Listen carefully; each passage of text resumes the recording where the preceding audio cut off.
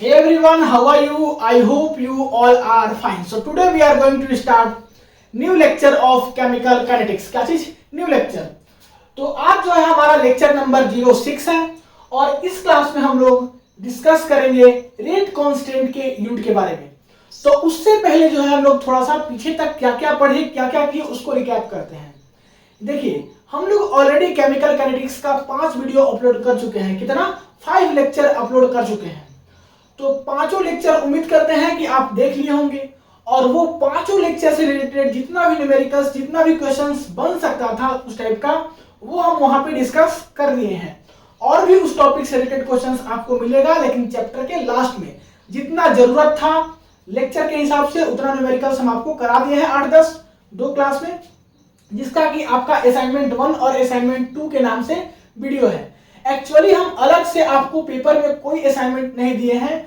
हम जो आपका बोर्ड पे क्वेश्चंस कराए हैं उसी का हम वीडियो का ही नाम रख दिए हैं असाइनमेंट 1 और असाइनमेंट 2. इसलिए कि अगर हम आपको क्वेश्चंस लिख करके देते हैं तो आप प्रैक्टिस करने वाले नहीं हो. इसलिए हम सोचे कि आपको साथ ही साथ कराते हैं, जहां आप फंसोगे देख करके उसको कम से कम सीख लेना कि इसको कैसे बनाते हैं. क्योंकि चैप्टर के लास्ट में आपको बहुत सारा क्वेश्चंस मिलेगा, या आप कोई भी बुक प्रिपेयर करते हो तो उसमें भी बहुत सारा क्वेश्चंस मिलेगा. Previous year questions CSIR net GRF का निकालोगे तो वो सब क्वेश्चंस आपसे बनना चाहिए. तो क्वेश्चंस कैसे बनेगा? जब उसका अप्रोच को आप समझ पाओ. तो पीछे तक हम लोग यही किए कि 5 लेक्चर देखे, उसके बाद फिर उसी से रिलेटेड क्वेश्चंस देखे 2 क्लास में, और उस क्वेश्चंस का हम आपको सॉल्यूशन भी बताएं. अब जो है हम लोग नया लेक्चर स्टार्ट कर रहे हैं केमिकल काइनेटिक्स का 6 लेक्चर, और इस लेक्चर में हम लोग देखेंगे रेट कांस्टेंट का यूनिट क्या होता है. क्या? Unit of rate constant. तो सभी लोग हेडिंग लगा लीजिए, यूनिट ऑफ रेट कांस्टेंट, और उसको हम लोग क्या करते हैं? देखते हैं. तो चलिए हम लोग बात करते हैं किसके बारे में? रेट कांस्टेंट के बारे में. इसके बारे में, रेट कांस्टेंट के बारे में, जिसको कि हम लोग दिखाते हैं के से. ठीक है. यहां पे देखिए एक बड़ा ही इंपॉर्टेंट बात आपको बताने वाले हैं. हम पहले भी एक्चुअली बताए हैं कि इसको हम लोग दिखाते हैं स्मॉल के से. कैपिटल के अगर केमिस्ट्री में दिया रहे तो उसका मतलब होता है इक्विलिब्रियम कांस्टेंट, और स्मॉल के दिया रहे तो उसका मतलब होता है रेट कांस्टेंट. ठीक है. तो ये सब बातें आपको याद रखना है. ये सब छोटा छोटा बातें हैं जो कि इंटरव्यू में पूछा जा सकता है, या ऐसे भी अगर आप मान लो यहाँ कैपिटल के लिखते तो टीचर समझने वाला समझ जाएगा कि आप सही लिखे हो, लेकिन फाइनली आप उस चीज को गलत कर रहे हो. तो अगर हमको अभी हमारा सीखने का फेस है, तो सीखने का फेस में ही हम क्यों गलत काम करें? बाय मिस्टेक गलती से कहीं कुछ हो जाए वो अलग बात है, लेकिन अभी हम आपको बता रहे हैं कि जितना भी केमिस्ट्री में स्मॉल के मिले उसका मतलब रेट कांस्टेंट, और आपका कैपिटल के जो है वो है आपका इक्विलिब्रियम कांस्टेंट. तो कहीं आप लिख लीजिएगा इक्विलिब्रियम कांस्टेंट का मतलब क्या? कैपिटल के. अब चलिए हम बात करते हैं कि इसका यूनिट क्या होगा. देखिए, हम लोग जानते हैं कि रेट क्या होता है. रेट जो है वो डायरेक्टली प्रोपोर्शनल होता है कंसंट्रेशन का, raise to the some power. और वो पावर क्या होता है? इसको आप ऐसे लिखिए, concentration raise to the some power, और ये पावर आपका है n, और यही होता है आपका order of the reaction. Order of the reaction. इसी को हम लोग और क्या लिख सकते हैं? इसको लिख सकते हैं कि rate is equals to, proportionality sign हटा दे तो ये हो जाएगा आपका k concentration to the power n, और ये जो k है यही है आपका रेट कांस्टेंट. इसी का हमको यूनिट निकालना है. तो इसका यूनिट कैसे निकालेंगे वो देखिए. रेट क्या होता है? Change of concentration with time, यही होता है रेट. तो इसको हम लोग क्या लिखेंगे? कंसंट्रेशन डिवाइडेड बाय टाइम लिख सकते हैं, कोई दिक्कत नहीं. Is equals to k concentration to the power n, ये वाला हम टर्म लिख दिए. रेट को कैसे लिख सकते हैं? Change in concentration with time. इसका डेफिनेशन है, उसी को हम लिखे हैं, कुछ अलग यहाँ पे नहीं किए हैं. अब ये कंसंट्रेशन को हम लोग नीचे लाते हैं तो क्या होगा? Concentration by time. ठीक है, कंसंट्रेशन बाय टाइम, और इसको हम लोग अगर नीचे लाते हैं तो ये होगा concentration to the power n is equals to k, ये होगा. अब हम लोग क्या करेंगे? कि इस कंसंट्रेशन को ऊपर लेके जाते हैं। तो यहाँ पहले से आपके पास कंसंट्रेशन है और ये कंसंट्रेशन टर्म आपका जब ऊपर जाएगा तो यहाँ -n हो जाएगा, बचेगा नीचे आपका time that is equals to k। ठीक है, small k।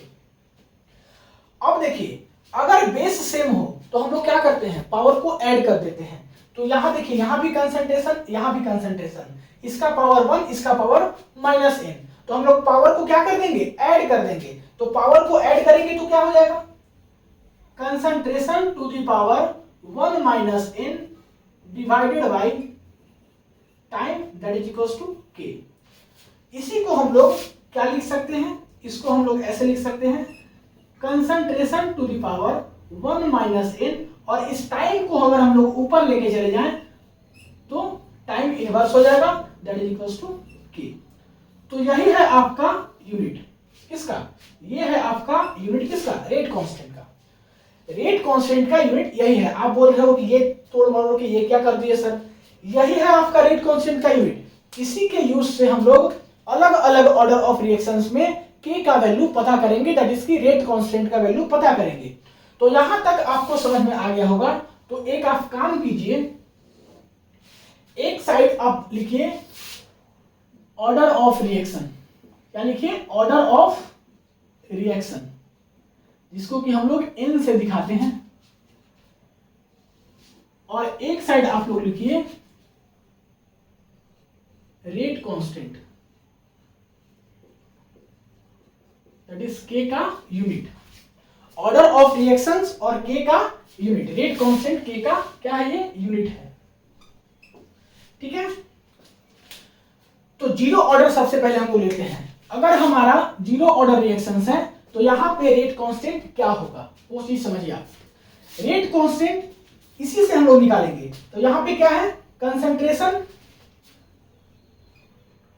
To the power 1 - n, एक आप कर लीजिए, उसके बाद फिर फटाफट आप खुद कर लीजिएगा, टाइम टू द पावर -1, ये है आपका इसका यूनिट। अगर हमारा जीरो ऑर्डर रिएक्शन है मींस n का वैल्यू क्या है, जीरो है, तो n का वैल्यू जीरो है, तो यहां पे हम लोग जीरो को पुट कर देंगे, तो क्या हो जाएगा, 1 - 0 क्या हो जाएगा, 1 ही होगा। तो सिंपली यहां से आपका क्या बचेगा, कंसंट्रेशन टू द पावर 1 पर टाइम। ठीक है, ये बचेगा। अब कंसंट्रेशन जो है वो मोलारिटी में, नॉर्मलिटी में कैसे भी हो सकता है, ठीक है, किसी भी फॉर्म में हो सकता है। लेकिन हम लोग कंसंट्रेशंस को जनरली कैसे दिखाते हैं, कंसंट्रेशंस को हम लोग दिखाते हैं मोल पर लीटर के टर्म में, इसके टर्म में मोल पर लीटर। वही अगर हम लोग बात करें टाइम को, तो टाइम को हम लोग कैसे दिखाते हैं, टाइम को या तो हम लोग दिखाते हैं सेकंड में, या तो हम लोग दिखाते हैं मिनट में, या तो हम लोग दिखाते हैं आवर में। ठीक है, मिनट, सेकंड और आवर, ये हम लोग टाइम का यूनिट जानते हैं। तो कंसंट्रेशंस को अगर हम लोग दिखा सकते हैं मोल पर लीटर, और टाइम को किस में दिखाएंगे, या तो सेकंड में, या तो मिनट में, या तो आवर। मान लो सेकंड में दिखाते हैं तो पर सेकंड। तो ये हो जाएगा आपका जीरो ऑर्डर रिएक्शंस में रेट कांस्टेंट k का यूनिट क्या हो गया, मोल पर लीटर पर सेकंड। आपसे एक क्वेश्चंस भी असाइनमेंट में पूछा गया था कि कौन सा ऑर्डर ऑफ रिएक्शंस और रेट का यूनिट सेम होता है। ठीक है, कौन सा ऑर्डर ऑफ रिएक्शंस या जिसको हम लोग रेट ऑफ रिएक्शंस बोलते हैं वो, और किसका रेट का यूनिट सेम होता है। तो उसका आंसर था जीरो ऑर्डर रिएक्शंस। कैसे, देखिए आपको मालूम है कि रेट क्या होता है, रेट क्या होता है, रेट होता है concentration, change in concentration with time. और कंसंट्रेशन का यूनिट क्या होता है, कंसंट्रेशन का यूनिट होता है मोल पर लीटर, और टाइम का क्या होगा, सेकंड। तो ये सेकंड ऊपर जाएगा तो क्या होगा, मोल पर लीटर पर सेकंड, मींस रेट का यूनिट है आपका यही। और जीरो ऑर्डर रिएक्शंस में रेट कांस्टेंट का आपका क्या यूनिट है, सेम है। तो एक क्वेश्चन था आपको याद आ रहा होगा असाइनमेंट में कि रेट ऑफ रिएक्शंस और रेट का यूनिट कौन से केस में सेम होता है, zero order, first order, second order, third order सब दिया हुआ था। तो उसका आंसर क्या था, जीरो ऑर्डर। अभी आपको अच्छे से समझ में आ गया होगा। अब हम लोग ऑर्डर ऑफ रिएक्शंस 1 रखते हैं कि अगर हमारा ऑर्डर ऑफ रिएक्शंस 1 है तो हमारा क्या होगा, क्या चीज, रेट कांस्टेंट का यूनिट। तो अगर हम लोग 1 रखें, अब हम लोग फार्मूला को पुट नहीं करते हैं, सीधा से देखिए, अगर हम लोग इस फार्मूला में 1 पुट कर दें, ठीक है, इस फॉर्मूला में। तो 1 पुट करेंगे तो क्या होगा, concentration to the power 1 minus 1, 1 minus 1 क्या हो जाएगा, 0 हो जाएगा। तो 1 माइनस 1 0 हो जाएगा, तो यहां से केवल बचेगा आपका टाइम, ठीक है, ये टाइम तो पूरा 0 हो जाएगा, तो यहां क्या बचेगा, पर टाइम। अब टाइम को हम लोग सेकेंड में भी दिखा सकते हैं, मिनट में भी दिखा सकते हैं, आवर में भी दिखा सकते हैं। चलिए इसको हम लोग लिख सकते हैं कि पर सेकेंड इसका क्या होगा, यूनिट होगा। अब अगर आपसे एक क्वेश्चन पूछा जाए, ऐसे क्वेश्चंस करके लिख लेना आप भी, कि k का वैल्यू 0.01 पर सेकेंड ये दिया है, और पूछ ले कि ये कौन सा ऑर्डर ऑफ रिएक्शन है, तो आपको बताना क्या मुश्किल होगा क्या? अगर इसमें पूछ दे ऑर्डर ऑफ रिएक्शन, तो आपको बताना क्या मुश्किल होगा क्या कि ऑर्डर ऑफ रिएक्शन कौन सा है? तो आप कैसे बताओगे? इसका यूनिट को देख करके, जिसमें केवल आपका पर सेकेंड हो, पर मिनट हो, पर आवर हो, मींस केवल टाइम का जिक्र किया गया है, मींस वो क्या है, फर्स्ट ऑर्डर रिएक्शन है। जिसमें यूनिट आपका मोल पर लीटर पर सेकेंड है, वो कौन सा ऑर्डर ऑफ रिएक्शन है? जीरो ऑर्डर ऑफ रिएक्शन है, ठीक है। तो आपको ये सब बातें ध्यान देना है। तो जीरो ऑर्डर का आपको अलग कॉन्सेप्ट याद रखना है, फर्स्ट ऑर्डर का अलग से याद रखना है। अब अगर हम लोग बात करें, ठीक है, इसको इधर आप साथ में मत जोड़िएगा। अगर आपका ऑर्डर ऑफ रिएक्शंस 2 है तो क्या करेंगे? अगर ऑर्डर ऑफ रिएक्शंस 2 है तो क्या करेंगे? इसी फॉर्मूला को यूज करेंगे। यहां पे हो जाएगा 1 माइनस 2, तो क्या होगा आपका -1 आएगा। तो यहां से बचेगा आपका कंसंट्रेशन टू द पावर -1 पर टाइम, ये आया। अब देखिए कंसंट्रेशंस को हम लोग लिख सकते हैं मोल पर लीटर, और टाइम को हम लोग लिख सकते हैं मिनट में, सेकंड में, किसी भी चीज में। तो पर सेकंड ऐसे आप लोग लिख दीजिए। इसका पावर आपका -1 है, इस चीज को आपको नहीं भूलना है। कंसंट्रेशंस का पावर क्या है? -1।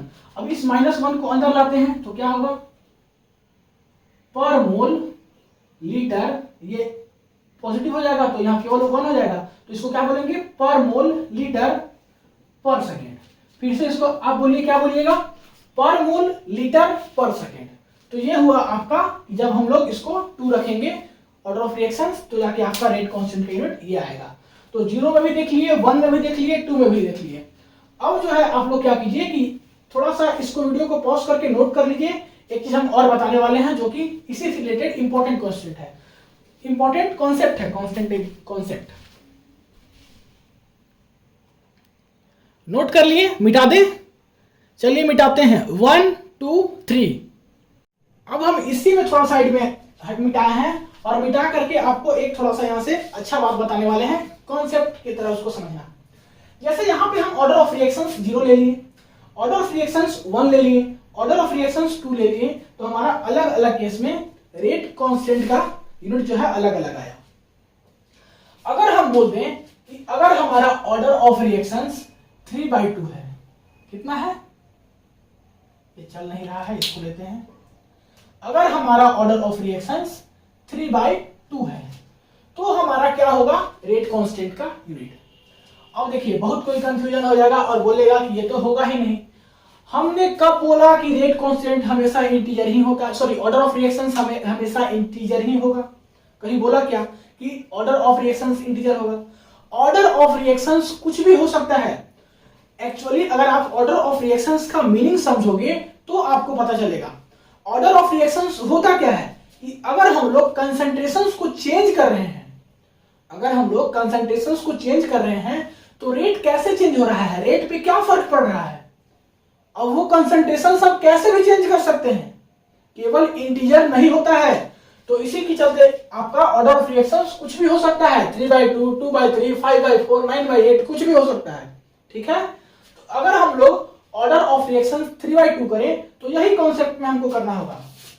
क्या था आपका? यहां पे था नॉर्मल, क्या था नॉर्मल? आपका जो यूनिट आया था वो आया था concentration to the power 1 minus n पर टाइम, ये था। अब हम लोग का n का वैल्यू यहां पे 3/2 है, तो हम लोग पुट करेंगे concentration to the power 1 minus 3/2 पर टाइम, ठीक है। तो यहां पे क्या हो जाएगा? यहां पे आपका हो जाएगा कंसंट्रेशन टू द पावर -1/2 पर टाइम। ठीक है, अब हम लोग कंसंट्रेशंस को कैसे लिख सकते हैं?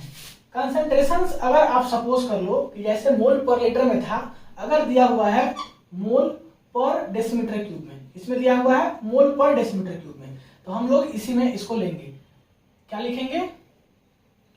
मोल पर decimetre cube two the power -1/2, time मान लो आपका मिनट में है तो पर मिनट हो जाएगा, सेकंड में रहता तो पर सेकंड, आवर में रहता तो पर आवर। तो यहाँ पे इस -1/2 को अंदर लाएंगे तो मोल -1/2 dm, ये +3/2 हो जाएगा और पर मिनट हो जाएगा। ये हो जाएगा इसका यूनिट, यहाँ पे पर मिनट है। ठीक है, तो ये हो जाएगा इसका यूनिट जब हम लोग लेंगे ऑर्डर ऑफ रिएक्शंस 3/2। तो ये थोड़ा सा नया टाइप का था, इसके चलते हम इसको बता दिए। अब जो है उम्मीद करते हैं कि यहाँ तक आपको कोई दिक्कत नहीं आया होगा। अब हम लोग नया टॉपिक को स्टार्ट करते हैं, दैट इज की रेट लॉ एक्सप्रेशन, इसी क्लास में देखेंगे। तो फटाक से यहाँ तक वीडियो पॉज करके नोट कीजिए, मिटाते हैं और देखते हैं रेट लॉ एक्सप्रेशन। अब हम लोग देखते हैं रेट लॉ एक्सप्रेशन। क्या चीज? रेट लॉ एक्सप्रेशन की किसी भी रिएक्शंस का रेट लॉ एक्सप्रेशन हम लोग कैसे लिखेंगे। ठीक है, तो आप लोग हेडिंग लगा लो, क्या चीज? Rate law expression.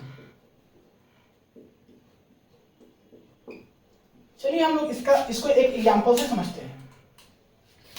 आपके पास रिएक्टेंट है A, इससे प्रोडक्ट बना रहा है P। ठीक है, रिएक्टेंट है A, इससे प्रोडक्ट बना रहा है P। तो अगर हम आपको इसका रेट लिखने के लिए बोले तो आप रेट कैसे लिखोगे? रेट इसका आप लोग लिखोगे कि rate is equals to K A to the power n, और ये n जो है वो है आपका ऑर्डर ऑफ रिएक्शन। इसको हम लोग n क्यों लिखे हैं? इसको हम लोग यहाँ पे 1 क्यों नहीं लिख दिए? 1 इसलिए नहीं लिखे कि आपको रिएक्शंस में मेंशन नहीं है कि ये रिएक्शंस एलिमेंट्री रिएक्शंस है। अगर रिएक्शंस में मेंशन रहता ये रिएक्शंस आपका एलिमेंट्री रिएक्शंस है तो इसका जो कोफिशिएंट होता है उसी को हम लोग यहाँ पे ऑर्डर ऑफ रिएक्शंस में लिख देते, दैट इज की 1 लिख देते हैं यहाँ पे n की जगह पे, क्योंकि इसका कोफिशिएंट रिएक्टेंट की कंसंट्रेशंस का कोफिशिएंट क्या है? 1 ही है, तो 1 लिख देते हैं। देखिए चीजों को अगर आप समझते चलिएगा तो आपको बहुत मजा आने वाला है। तो रेट को हम लोग ऐसे लिखते हैं कांस्टेंट की टर्म में। किसके टर्म में? कांस्टेंट की टर्म में। ये रेट किसके टर्म में है? ये है आपका कांस्टेंट के टर्म में। किसके टर्म में? कांस्टेंट की टर्म में। रेट को जो है हम लोग रिएक्टेंट की टर्म में भी लिख सकते हैं और प्रोडक्ट के टर्म में भी लिख सकते हैं। रिएक्टेंट की टर्म में कैसे लिख सकते हैं? रेट जो है आपका रिएक्टेंट की टर्म में क्या होगा? Change in concentration which time होता है, तो -dc/dt हम लोग लिखते हैं रिएक्टेंट की टर्म में। ये किसके टर्म में है? रेट जो है आपका रिएक्टेंट की टर्म में है। और वही अगर हम लोग बात करें रेट को कि अगर प्रोडक्ट की टर्म में लिखना हो, किसके टर्म में? प्रोडक्ट की टर्म में लिखना हो तो हम लोग लिखते हैं dc/dt। क्या लिखते हैं? dc/dt। यहाँ पे रिएक्टेंट वाले में नेगेटिव लगाते हैं और प्रोडक्ट वाले में मेरा पॉजिटिव होता है। ठीक है, रेट हमारा ऑलवेज पॉजिटिव ही होता है, लेकिन रिएक्टेंट के टर्म में हम लोग नेगेटिव से दिखाते हैं और इसके टर्म में हम लोग पॉजिटिव से दिखाते हैं। इस नेगेटिव का मतलब हम लोग पहले देखे भी हैं और अभी हम लोग इसी क्लास में इसका मतलब और अच्छे से देखेंगे भी। ठीक है, बस अभी इतना याद कर रखो। तो इसी को हम लोग क्या लिख सकते हैं? -dc/dt को इस रिएक्शंस के टर्म में लिखना चाहे तो क्या लिख सकते हैं? यहाँ पे रिएक्टेंट क्या है? A, तो -dA/dt हो जाएगा। और इसको हम लोग क्या लिख सकते हैं? हमारा यहाँ पे प्रोडक्ट क्या है? P, तो dp/dt हो जाएगा। ठीक है, तो हम लोग फाइनली रेट को क्या लिख सकते हैं? रेट को लिख सकते हैं कि रेट जो है आपका इक्वल है K A to the power n, ये इक्वल है इसके -d ऑफ A/dt, और ये इक्वल है इसके dp/dt। तो ये सब का सब जो है आपका इक्वल है, ये बस हम लोग इसको अलग अलग टर्म में दिखा रहे हैं। और यही है इस रिएक्शंस का rate law expression. Rate law expression. ठीक है, आपको यहां से क्या क्या ध्यान देना है कि हम लोग इसको रेट को तीन प्रकार से लिख सकते हैं, एक कांस्टेंट के टर्म में, एक रिएक्टेंट के टर्म में, एक प्रोडक्ट के टर्म में। ठीक है, तीनों का वैल्यू सेम आएगा। एक चीज और, रेट इज ऑलवेज पॉजिटिव। जितना भी बातें हम बोल रहे हैं वो आप लोग कहीं नोट करके साइड में कॉपी में लिख लिया करो, क्योंकि बाद में आपको रिवीजन टाइम में ये सब क्या होगा, हेल्पफुल होगा। तो ये चीज आपको समझ में आ गया। अब जो है हम लोग एक रिएक्शंस देखते हैं। रिएक्शंस है 2A है प्लस 3B है, C है, इससे बना रहा है 4D। इसका हम लोग को रेट लिखना है कि रेट क्या होगा। तो इसका रेट हम लोग कैसे लिखेंगे वो देखिए। मान लो कि reaction, suppose reaction is elementary. मान लिए रिएक्शंस क्या है, एलिमेंट्री है। ठीक है, तो क्या होगा, रेट जो होगा यहाँ पे वो होगा क्या, के रिएक्टेंट का कंसंट्रेशन होता है, रेस्ट टू दी उसका जो कोएफिशिएंट होता है वही एलिमेंट्री के केस में उसका ऑर्डर ऑफ रिएक्शन होता है। तो रिएक्टेंट क्या है, ये सब आपका रिएक्टेंट है। तो सबसे पहले हम बात कर रहे हैं ए का, तो ए का जो कोएफिशिएंट है यही इसका ऑर्डर ऑफ रिएक्शन होगा। तो इसका कोएफिशिएंट क्या है 2, फिर बी इसका कोएफिशिएंट क्या है 3, फिर सी इसका कोएफिशिएंट क्या है 1। तो ये हो जाएगा इसका रेट किसके टर्म में, कांस्टेंट के टर्म में, जो कि हम लोग यहाँ पे ऑलरेडी डिस्कस किए। अब अगर हमको बात करना होगा रिएक्टेंट और प्रोडक्ट के टर्म में, तो कैसे लिखेंगे। रिएक्टेंट के टर्म में देखना होगा तो हम सीधा लिखते हैं dA/dt इज इक्वल्स टू, ये बराबर होगा किसके बराबर होगा, माइनस ऑफ dB/dt, और ये किसके बराबर होगा, माइनस ऑफ dC/dt, और ये किसके बराबर होगा, d ऑफ d/dt। ठीक है, यहां पे हम लोग एक चीज मिस कर रहे हैं। हम लोग इस कॉन्सेप्ट को यूज करके इसका रिएक्टेंट और प्रोडक्ट के टर्म में तो हम लोग रेट लिख दिए। ठीक है, लेकिन यहाँ पे एक चीज मिस कर रहे हैं। क्या मिस कर रहे हैं, रेट को हमेशा हम लोग मोल्स के टर्म में देखते हैं, मोल्स के टर्म में लिखते हैं। किसको, रेट को। तो इसको हम लोग को मोल्स के टर्म में देखना होगा। जैसे आप इसको समझिए ऐसे कि 2 मोल ए, 3 मोल्स बी और 1 मोल सी मिल करके बना रहा है 4 मोल डी। समझिए बात को। तो हर एक का अलग अलग फ्रैक्शंस है, ऐसा समझो ना कि कोई भी दो चीज है। ठीक है, कोई भी दो चीज है, ये मिल करके आपका 5 बन रहा है। तो एक चीज से क्या बने, एक चीज से कितना बनेगा, तो एक चीज से बनेगा 5/2। समझिए बात को। तो ये पूरा रिएक्शंस है। तो अगर हम ए की बात करें, इसको अगर मोल्स के टर्म में बात करें तो इसका फ्रैक्शंस होगा 1/2। ठीक है, इसका फ्रैक्शंस होगा क्या 1/3। ये आपका 1 है तो 1 ही रहेगा, और यहाँ क्या हो जाएगा 1/4। यहाँ कोई पॉजिटिव नहीं है क्योंकि ये प्रोडक्ट का क्या है, कंसंट्रेशन है। प्रोडक्ट का कंसंट्रेशन नहीं, प्रोडक्ट का रेट है। तो उम्मीद करते हैं कि ये बातें आपको समझ में आ गया होगा। यही है आपका रेट लॉ एक्सप्रेशन। क्या है, रेट लॉ एक्सप्रेशन। ठीक है, एक और हम आपको रिएक्शंस बताते हैं जो कि इससे थोड़ा सा अलग है। वो है आपका 2A है, 3/2B है, इससे बन रहा है प्रोडक्ट। तो यहां पे आपको बताना है कि रेट जो है वो क्या होगा। इसमें भी मान लीजिए कि आपका जो है रिएक्शंस एलिमेंट्री है। सपोज केवल मान लीजिए कि इसमें रिएक्शंस कैसा है, एलिमेंट्री है।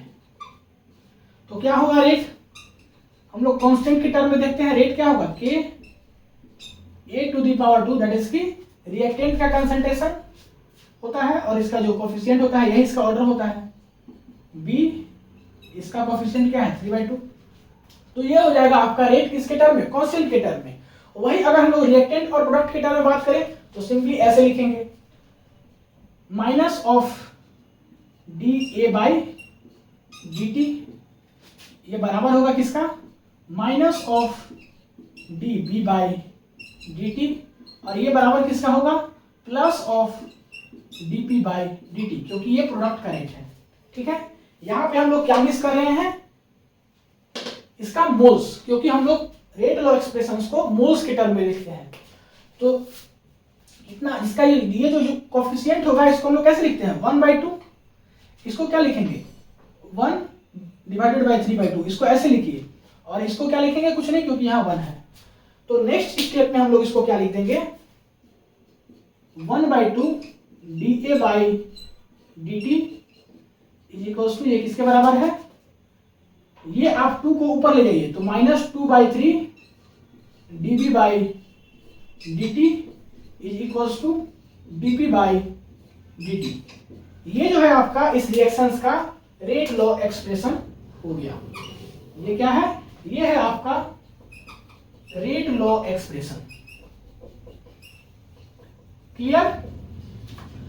अब जो है हम लोग एक नया कॉन्सेप्ट को सीखेंगे, दैट इज की रेट ऑफ फॉर्मेशन और रेट ऑफ डिफॉर्मेशन। किसी भी रिएक्शंस में पूछ सकता है कि इसका रेट ऑफ डिफॉर्मेशन क्या है, इसका रेट ऑफ फॉर्मेशन क्या है। रेट ऑफ फॉर्मेशन कब यूज करते हैं, प्रोडक्ट के लिए, और रेट ऑफ डिफॉर्मेशन किसके लिए यूज करते हैं, रिएक्टेंट के लिए। ठीक है। डिफॉर्मेशन का मतलब है डिक्रीज होना, घटना, और फॉर्मेशन का मतलब है इंक्रीज होना। ठीक है। तो चलिए वो सब हम बात देख रहे हैं, जब कॉन्सेप्ट का जिक्र करेंगे। यहां तक आप वीडियो को पॉज करके नोट कीजिए। देखते हैं हम लोग नया कॉन्सेप्ट, दैट इज की rate of formation and rate of deformation क्या होता है। अब जो है हम लोग बात करते हैं rate of formation and rate of deformation कि रेट ऑफ फॉर्मेशन क्या होता है, रेट ऑफ डिफॉर्मेशन क्या होता है, हम लोग किसी भी रिएक्शंस में कैसे निकालते हैं। तो इसको हम लोग एक बेहतर एग्जांपल से समझेंगे। किससे समझेंगे, एक बेहतर एग्जांपल से। देखिए आपके पास जैसे एक रिएक्शंस है, रिएक्शंस में लिखा हुआ है रिएक्टेंट और प्रोडक्ट, दैट इज की ए जो है आपका रिएक्टेंट है प्लस बी, इससे जो है आपका बना रहा है प्रोडक्ट पी। ठीक है। तो अगर हमसे पूछा जाए कि इसका रेट लॉ एक्सप्रेशन क्या होगा, क्या चीज, रेट लॉ एक्सप्रेशन पूछा जाए, तो रेट लॉ एक्सप्रेशन क्या होगा, इसको हम लोग ऐसे ही लिखते हैं कि रेट जो है वो बराबर होगा कि a टू द पावर 1 इसका जो कोफिशिएंट होगा a का, और b टू द पावर 1 इसका भी कोफिशिएंट। या तो फिर रिएक्टेंट और प्रोडक्ट के टर्म में बात करें तो इसको हम लोग ऐसे भी लिख सकते हैं कि ये बराबर होगा -dA बाई dt के, या इसको बोल सकते हो ये बराबर होगा -dB बाई dt के, या तो फिर इसको ऐसे ही बोल सकते हो ये बराबर होगा dP बाई dt के। ठीक है। ये हो जाएगा आपका रेट लॉ एक्सप्रेशन जो हमारे पास गिवन रिएक्शंस है उसका। ये क्या है, रेट लॉ एक्सप्रेशन है। ठीक है। यह है आपका रेट लॉ एक्सप्रेशन।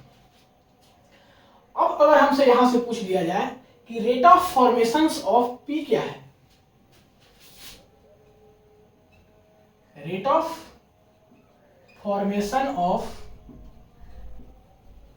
पी जो है वो क्या है, तो इसका मतलब आप क्या समझ रहे हो, इसका मतलब ये होगा कि विथ टाइम पी का कंसंट्रेशन कितना इंक्रीज हो रहा है, विथ टाइम पी का कंसंट्रेशन कितना इंक्रीज हो रहा है, टाइम के साथ पी का कंसंट्रेशन कितना इंक्रीज हो रहा है। या तो फिर आप ऐसे समझ सकते हो ये कितना इंक्रीज कर रहा है, कौन, पी कितना इंक्रीज कर रहा है। तो ये कितना इंक्रीज करेगा, जितना फास्ट रिएक्शन होगा उतना ही फास्ट पी का कंसंट्रेशन इंक्रीज करेगा। तो यहाँ पे जो rate of deformation of P है वो क्या होगा, यही होगा dP बाई dt ही होगा। मीन्स जो प्रोडक्ट का आपका रेट है प्रोडक्ट के टर्म में, वही आपका रेट ऑफ डिफॉर्मेशन ऑफ क्या होगा, पी होगा। तो ये क्या होगा, ये जो है आपका वो होगा dP बाई dt। देखिए ये सब बातें आप लोग लिख लीजिए अपने लैंग्वेज में कि rate of formation of P का क्या मतलब है कि विथ टाइम, टाइम के साथ पी का कंसंट्रेशन कितना इंक्रीज हो रहा है। ठीक है। फॉर्मेशन का मतलब होता है इंक्रीज होना, और ये कहां पे हम लोग यूज करते हैं, जब प्रोडक्ट की बात की जाए। अब जैसे उल्टा पूछ दिया जाए आपसे कि rate of deformation, rate of deformation of A क्या होगा, तो इसका क्या मतलब होगा कि विथ टाइम ए का कंसंट्रेशन कितना डिक्रीज हो रहा है, मींस ए कितना स्पीड से डिक्रीज कर रहा है। तो कितना स्पीड से डिक्रीज करेगा, यही minus of dA by dt, means जितना स्पीड से रिएक्शंस होगा उतना ही स्पीड से ए का कंसंट्रेशन जो है डिक्रीज करेगा समय के साथ। अब यहाँ पे देखिए निगेटिव साइन दिया हुआ है, तो ये निगेटिव साइन का जो है यहाँ पे दो मीनिंग है, टू मीनिंग्स है। मीनिंग क्या है कि ये जो है आपको रिएक्टेंट को दिखा रहा है। रिएक्टेंट को जब दिखाते हैं तो उसको हम लोग निगेटिव साइड से दिखाते हैं। और सेकेंड क्या कि ये कुछ ना कुछ डिक्रीज कर रहा है समय के साथ। नहीं, क्या कर रहा है? डिक्रीज कर रहा है कुछ ना कुछ, किसके साथ? समय के साथ। तो ये दो बात दिखाता है, ये निगेटिव साइन। वही अगर हम लोग बात करें rate of deformation of B, तो ये क्या होगा? Minus of D B by D. इसका क्या मतलब है कि कितना स्पीड से बी जो है डिक्रीज कर रहा है। तो कितना स्पीड से डिक्रीज करेगा? जितना स्पीड से रिएक्शन हो रहा है उतना ही स्पीड से बी डिक्रीज करेगा। ठीक है, तो आपको यहां तक कोई दिक्कत नहीं हुआ होगा। अब इसी से रिलेटेड आपको एक कॉन्सेप्ट समझाने वाले हैं। आपके पास एक रिएक्शन है 2a प्लस 3/2b, यहां से जो है आपका प्रोडक्ट बना रहा है p। इसका अगर हम लोग रेट लॉ एक्सप्रेशन लिखने की बात करें तो क्या होगा? रेट जो है वो इक्वल होगा k a⁻², इसका जो कोफिशिएंट है b, इसका जो कोफिशिएंट है 3/2, यही होगा। और ये जो है वो इक्वल होगा किसके? -1/2 dA/dt के। ये वाला is equals to minus of 2/3, इस 3/2 को हम लोग उल्टा कर दिए तो माइनस ऑफ 2/3 dB/dt, और यहां पे लिख दीजिए इज इक्वल्स टू dP/dt। ये होगा आपका रेट लॉ एक्सप्रेशन इस रिएक्शंस का। यहां से बस हम एक स्टेप जंप किए हैं कि आप बोलोगे कि यहाँ पे 2/3 कैसे लिखें, तो 2/3 कैसे लिखें? जैसे इसको हम लोग क्या लिखते हैं? 1 divided minus of 1 divided by 3/2 लिखते हैं। तो इसको नेक्स्ट स्टेप पे क्या लिखेंगे? Minus of 2/3। तो वही माइनस ऑफ 2/3 लिख दिए हैं। हम एक स्टेप तो डायरेक्ट जंप कर सकते हैं, इतना आपको पढ़ा दिए। तो ये है आपका रेट लॉ एक्सप्रेशन इस रिएक्शन का। क्या है? रेट लॉ एक्सप्रेशन है। अब इस रिएक्शंस को इससे आप कंपेयर करके देखिए। यहां पे देखिए A और B से बन रहा है प्रोडक्ट, यहां पर भी A और B से बन रहा है प्रोडक्ट। दोनों में डिफरेंट क्या है कि यहां पे इसका कोफिशिएंट 1 है और इसका यहां पे कोफिशिएंट 2 और 3/2 है। मींस कोफिशिएंट में बस चेंज हो रहा है। ठीक है, और बाकी रिएक्शन सेम है। तो कोफिशिएंट में चेंज हो रहा है, इसका मतलब क्या है वो समझिए। अगर हम लोग यहां पे बात करें कि rate of formations of P क्या है, तो यहां पे rate of formations of P की अगर हम लोग बात करें, किसका? Rate of formation of P का, तो rate of formations of P जो है वो dP/dt ही होगा। अगर रेट ऑफ डिफॉर्मेशन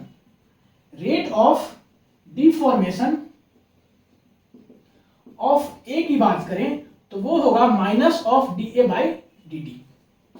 अगर rate of deformation of B की बात करें तो ये होगा माइनस ऑफ dB/dt। मींस अगर रेट ऑफ फॉर्मेशंस और रेट ऑफ डिफॉर्मेशंस की बात करें तो सेम होगा जो कि यहां पे हुआ है। ठीक है, तो यहां से कंक्लूजन क्या निकलता है कि रेट ऑफ फॉर्मेशंस और रेट ऑफ डिफॉर्मेशंस में कोफिशिएंट का कोई इंपॉर्टेंस नहीं है। कोफिशिएंट इंक्लूड नहीं होता है। रेट ऑफ फॉर्मेशंस और रेट ऑफ डिफॉर्मेशंस में कोफिशिएंट इंक्लूड नहीं होता है। वही अगर हम लोग बात करें रेट लॉ एक्सप्रेशन में, यहां पे देखिए रेट लॉ एक्सप्रेशन और यहां पे देखिए rate law expression. Rate law expression में आपका कोफिशिएंट इंक्लूड होता है। ठीक है, रेट लॉ एक्सप्रेशंस में कोफिशिएंट इंक्लूड होता है और रेट ऑफ फॉर्मेशंस और रेट ऑफ डिफॉर्मेशंस में कोफिशिएंट इंक्लूड नहीं होता है। बड़ा ही इंपॉर्टेंट बात है, आप साइड में कहीं करके लिख लो, ऐसे स्टार्ट करके लिख लो कि coefficient are not included in rate of formations, formation and deformation. तो इसमें इंक्लूड नहीं होगा, मतलब कि रेट लॉ एक्सप्रेशंस में इंक्लूड होगा, इसका उल्टा। तो यहां पे और लिख लो कि coefficient are included in rate law expression. ये सब बातें आप लोग अपने से लिख सकते हो, कुछ नहीं है, बस हमारा काम है समझाना। दोनों बातें आप लोग समझ में आ गया, दोनों बात। अब जो है उम्मीद करते हैं कि यहां तक आपको कोई दिक्कत नहीं होगा। एक कॉन्सेप्ट हम आपको और बताएंगे, तो यहां तक वीडियो को पॉज करके नोट कर लीजिए। एक कॉन्सेप्ट बस और, मुश्किल से हमको 7-8 मिनट और लगेगा, तो फटाक से वीडियो को पॉज करके नोट कर लीजिए। देखते हैं हम लोग, मिटा दें 1 2 3, चलिए मिटाते हैं। अब देखिए ये क्लास का लास्ट कॉन्सेप्ट है, इसको भी आप थोड़ा ज्यादा ध्यान से देखिएगा, ज्यादा इंपॉर्टेंट है। देखिए हर एक आपको रिएक्शंस कुछ ना कुछ नया बातें सिखा करके गया है। ये एक्चुअली बहुत इंपॉर्टेंट क्लास है। अभी तक हम लोग जितना भी क्लास किए थे पीछे, उसमें सबसे ज़्यादा इंपॉर्टेंट क्लास आपका ये है। तो इस क्लास का आपको हर एक बात समझ में आना चाहिए, हर क्लास का आना चाहिए, लेकिन इस क्लास का आपको अच्छे से आना चाहिए, क्योंकि यहाँ पे देखिए चीज़ें ज़्यादातर समझने वाला है, कुछ करना नहीं है, मैथमेटिकल चीज कुछ नहीं है, एकदम ईजी है। जैसे हम कर रहे हैं वैसे आप भी कर लीजिएगा, लेकिन बस आपको समझना है कि किस चीज़ का मतलब क्या हो रहा है, ठीक है। तो देखिए अब एक आपके पास नया रिएक्शंस है, दैट इज की 2a + 3/2b, इससे बना रहा है प्रोडक्ट 2p। मीन्स ये आपके पास रिएक्शंस है। ये जो है आपके पास गिवन दिया हुआ है। क्या गिवन है कि इसका रेट लिखा हुआ है, ये जो टर्म है इसका रेट लिखा हुआ है। अगर हम लोग कांस्टेंट के टर्म में रेट लिखते तो क्या होता कि a⁻2 जो इसका कोफिशिएंट है, b⁻ इसका कोफिशिएंट 3/2, ठीक है, ये इसका रेट है, इज इक्वल्स टू -1/2 dA/dt लिखा हुआ है। ये आपका गिवन है। तो पता क्या करना है, rate of deformations of A क्या होगा। देखिए जैसे हम अप्रोच को यूज करेंगे वैसे ही आपको आगे का क्वेश्चंस में सोचना है। अभी हम आपको इसलिए बता रहे हैं कि आपके पास असाइनमेंट आएगा, क्वेश्चंस आएगा, तो वहां पे आपको इस प्रकार से सोचना है। तो rate of deformations of A क्या होता है, अगर हमको निकालना है तो देखिए rate of deformation of A, deformation of A क्या होगा, माइनस ऑफ dA/dt। ऐसा हम क्यों लिखे, क्योंकि अभी हम आपको जस्ट पहले बताए हैं कि इसमें जो है कोफिशिएंट इंक्लूड नहीं होता है, किसमें, या तो डिफॉर्मेशंस में या तो फॉर्मेशंस में। तो ये आप 2 को देख करके अभी मत चलिएगा। मेरा कहने का मतलब ये है कि अभी आप 2 को मत देखिएगा, सिंपली आप ए को देखिए तो क्या होगा, माइनस ऑफ dA/dt, यही इसका होगा rate of deformations of A. Rate of deformations of A का क्या मतलब है कि कितना स्पीड से ए डिक्रीज करेगा समय के साथ, ठीक है। तो ये हो गया। अब देखिए अगर हम लोग इस गिवन डाटा को यूज करें और इस गिवन डाटा को यूज करके इस 2 को यहाँ पे ले जाएं तो क्या हो जाएगा, 2k a⁻2 b⁻3/2 is equals to minus of dA/dt। हमको यही निकालना था, तो हमको ये मिल गया। अब देखिए यहाँ से ये वाला टर्म क्या है, ये है आपका रेट ऑफ रिएक्शन, और ये क्या है 2। तो rate of deformations of A क्या, रेट ऑफ डिफॉर्मेशंस ऑफ ए आप कैसे निकालिएगा, वो देखिए जितना रेट ऑफ रिएक्शंस का स्पीड होगा उसका 2 गुना स्पीड से ये क्या करेगा, डिक्रीज करेगा। हमको क्या निकालना है कि ए कितना स्पीड से डिक्रीज कर रहा है, तो ए कितना स्पीड से डिक्रीज कर रहा है, जितना स्पीड से रेट ऑफ रिएक्शंस हो रहा है उसका 2 गुना स्पीड से हमारा रेट डिक्रीज कर रहा है। तो रेट ऑफ डिफॉर्मेशंस ऑफ ए निकाल लिए। अगर हमको इसी प्रकार से rate of formations of P निकालने के लिए बोलता तो इसका क्या मतलब है कि कितना स्पीड से पी इंक्रीज हो रहा है, उसको भी हम लोग इसी फॉर्मेट से निकाल लेते हैं। चलिए ये बात आपको समझ में आ गया। अब हम आपको एक और तरीका बता रहे हैं।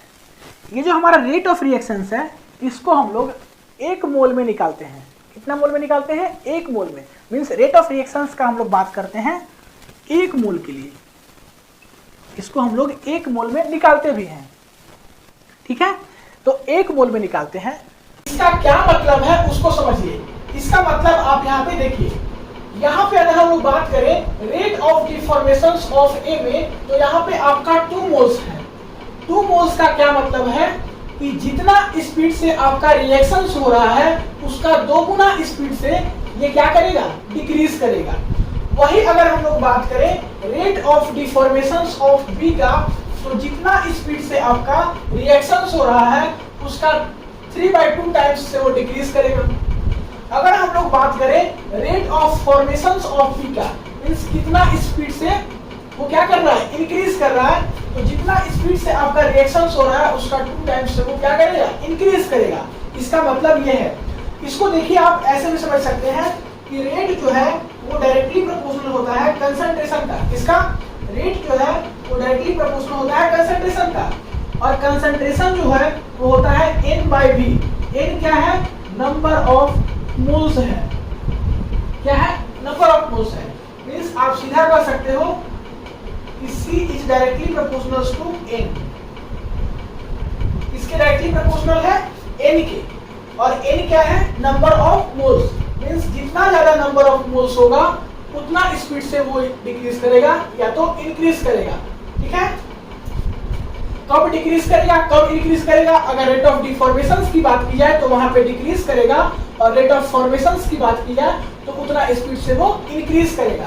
जैसे अगर हम यहाँ पे 2A के केस में बोले तो 2 गुना स्पीड से रेट ऑफ रिएक्शन से वो डिक्रीज करेगा, और यहाँ पे अगर बात करें तो 2 गुना स्पीड से वो इंक्रीज करेगा। ठीक है, इसका मतलब आपको समझ में आ गया होगा। अब हम लोग जो है एक और रिएक्शंस देखते हैं जिसमें कि इस कॉन्सेप्ट को अप्लाई कर सके। तो वो है कि 2A है प्लस 3B है, ये रिएक्टेंट है, इससे बना रहा है 4C। क्या है, 2A प्लस 3B रिएक्टेंट है, इससे बना रहा है 4C। तो अगर हम लोग बात करें यहाँ पे इसका रेट कैसे लिख सकते हैं, रेट की बात करें तो रेट इसका अगर हम लोग सबसे पहले कांस्टेंट के टर्म में लिखें तो ये हो जाएगा A⁻², B⁻3। अगर हम मान लें कि रिएक्शंस एलिमेंट्री है तो ये किसके बराबर होगा, अगर रिएक्टेंट के टर्म में देखें तो माइनस ऑफ 1/2 dA/dt। ये किसके बराबर होगा, माइनस ऑफ 1/3 dB/dt।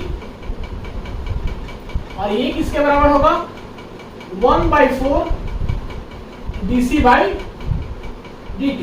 तो ये रिएक्शंस का ये रेट लॉ एक्सप्रेशन हो गया। क्या हो गया, rate law expression, rate law expression. ठीक है, ये रिएक्शंस का रेट लॉ एक्सप्रेशन हो गया। और यही सारा कॉन्सेप्ट को यहां पर भी अप्लाई करते हैं।